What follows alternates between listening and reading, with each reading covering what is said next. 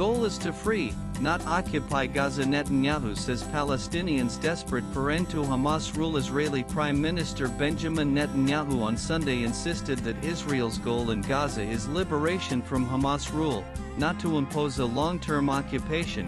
As he addressed the media ahead of an emergency UN Security Council meeting, Gazans are begging us and begging the world to be freed from Hamas, Netanyahu said, calling the militant group a genocidal organization committed to Israel's destruction. No nation would put up with an entity committed to its annihilation a stone's throw away from its border, he added. Netanyahu stated that the war could end if Hamas released all hostages and surrendered its weapons. He accused the group of still having thousands of armed terrorists in Gaza and said Israel's military operations are focused on eliminating this threat. Netanyahu claims people in Gaza begging Israel to free us from Hamas. Our goal not to occupy Gaza. Our goal to free Gaza, says enclave to be demilitarized and security zone made on border. pic.twitter.com FGSBAQYRTRT_com August 10, 2025. Presenting his post-war vision for Gaza, Netanyahu said the territory would be demilitarized, with Israel maintaining ultimate security control. A security buffer zone will be created along the Israel-Gaza border to prevent future attacks. Gaza will have a civilian administration committed to peaceful coexistence with Israel. That's our plan for the day after Hamas, he said.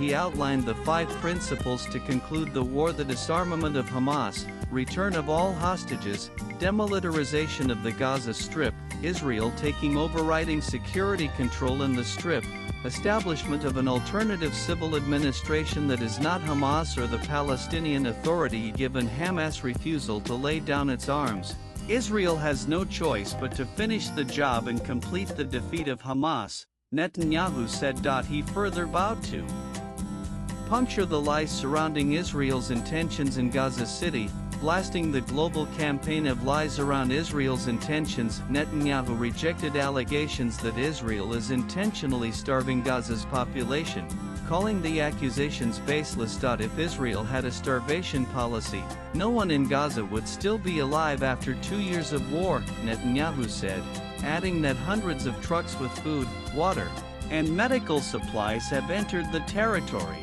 and civilians are being directed to designated safe zones away from fighting.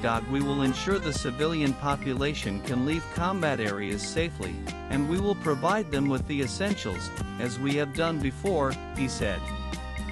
Netanyahu added that Israel has sent millions of text messages and made phone calls to warn residents to evacuate danger zones. The Israeli Prime Minister accused the international media of uncritically accepting what he described as Hamas propaganda hook, line, and sinker.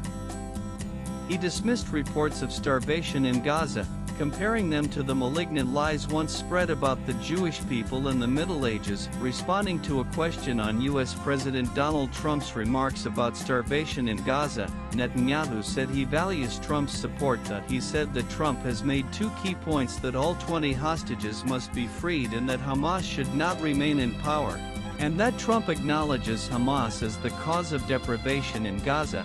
His comments come as the UN Security Council prepares to address Israel's plan to expand its military presence in Gaza, amid continued international concern over the humanitarian crisis. Swipe left for next video. Meanwhile, the UN Security Council on Saturday condemned Israel's decision to take over the Gaza Strip, saying that it risks violating international humanitarian law and endangers the lives of the hostages.